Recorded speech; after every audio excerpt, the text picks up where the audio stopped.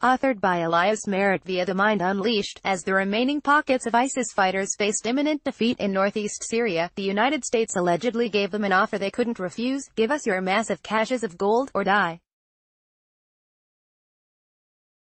According to reports by Syrian state news agency SANA, U.S.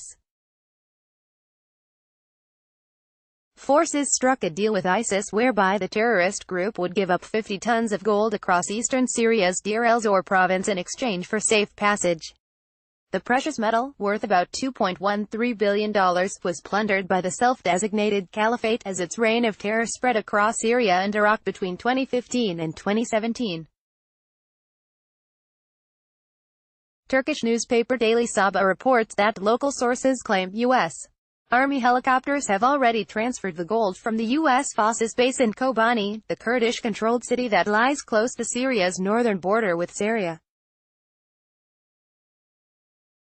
A portion of the gold was also distributed to the Kurdish People's Protection Units (YPG), which dominates the U.S. allied Syrian Democratic Forces (SDF). The news comes after SANA claimed that locals witnessed U.S. helicopters airlifting large cases of gold amounting to about 40 tons from the Al-Dashisha area in Hasaka's southern countryside earlier this month. The gold was purportedly looted by ISIS from Mosul in Iraq and other parts of Syria. The Syrian state media outlet claimed that ISIS leaders were on hand to guide the U.S. helicopters to the places where the gold was stashed, closing a deal by which Washington spared hundreds of the terror organization's field leaders and experts. The claims by the Syrian government outlet coincide with reports by UK-based War Monitor, the Syrian Observatory of Human Rights (el-Zour), which alleged that the U.S.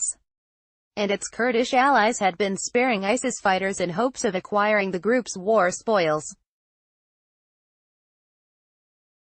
The source said, the U.S.-led coalition forces and the Syrian Democratic Forces (SDF) deliberately do not target the areas under the control of the ISIL terrorists and commanders in eastern Euphrates and Deir el-Zour, as they are trying to locate this treasure by forcing the ISIL militants to speak about its location after surrendering. Syrian and Russian media alike have long alleged that, contrary to Washington's claims, it is waging a war on the extremist group.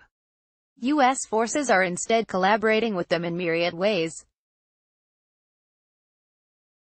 During the destruction of ISIS-controlled Raqqa in Syria by the U.S.-led coalition, a secret deal was struck with the group that granted members safe passage as it evacuated the area.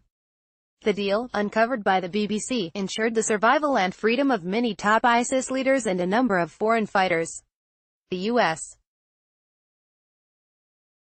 still maintains its base in Al-Tanaf at the Syrian-Jordanian border in contravention of international law and against the wishes of the Syrian government on the pretext of combating ISIS.